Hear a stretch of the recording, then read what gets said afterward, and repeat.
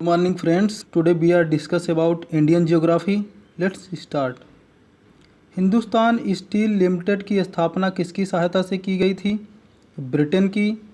Hindustan steel limited की स्थापना कौन सी पंचवर्षीय योजना में हुई थी? तो दूसरी 1956 से 61 में। बोकारो स्टील प्लांट की स्थापना कब की गई? तो 1968 में, जो उस समय बिहार में पड़ता था, परंतु वर्तमान में झारखंड राज्य में है बोकारो। बोकारो स्टील प्लांट को किसकी सहायता से स्थापित किया गया? तो सोवियत संघ या रूस। सलेम इस्पात संयंत्र कहाँ पर है? तो सलेम तमिलनाडु।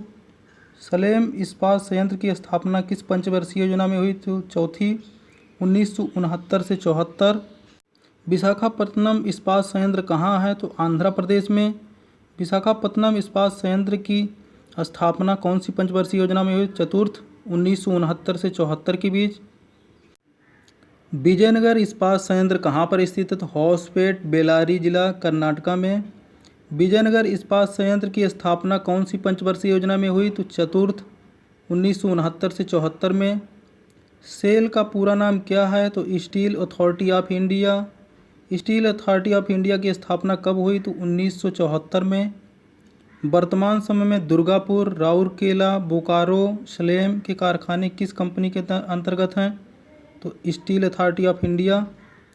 दुर्गापुर, राउरकेला, बोकारो, भिलाई, सलेम के अलावा और किस जगह पर लोहा एवं इस्पात कारखाने हैं? तो विशाखापत्तनम व विजयनगर, जो कर्नाटका में है। एल्यूमीनियम उद्योग। भारत में एल्यूमीनियम का पहला कारखाना कहाँ पर स्थापित किया गया? तो 1737 ईस्वी में पश्चिम बंगाल में आसनसोल के निकट जेके नगर में। हिंदुस्तान एल्युमिनियम कॉरपोरेशन हिंडाल्को की स्थापना किस स्थान पर हुई? तो मध्य प्रदेश की कोरबा नामक स्थान पर। मद्रास एल्युमिनियम कंपनी की स्थापना कब हुई? तो तमिलनाडु के मैटूर नामक स्थान पर। सूती वस्त्र उद्योग। आधुनिक ढंग से सूती वस्त्र की पहली मिल कब स्थापित की गई? तो 1818 में कोलकाता के समीप फोर्ट ग्लास्टर में। सबसे पहला सफल आधुनिक सूती कपड़ा कारखाना कब खोला गया? तो 1854 ईस्वी में मुंबई में कवासजी डाबर के द्वारा। इसमें उत्पादन कब हुआ? तो 1856 में। सूती वस्त्र उद्योग का सर्वाधिक केंद्रीकरण किन राज्यों में है? तो महाराष्ट्र और गुजरात में। भारत के सूती वस्त्रों की राजधानी के उपनाम से किसे जाना जाता है? तो मुंबई।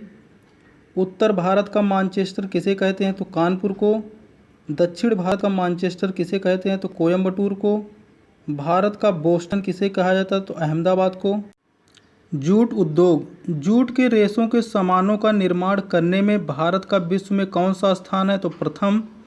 जूट के रेशों को किस नाम से जाना जाता है? तो सोने का रेशा या गोल्डन फाइबर। इसका पहला कारखाना कहाँ लगाया गया है? तो 1859 में कलकत्ता के समीप रिसरा नामक स्थान पर।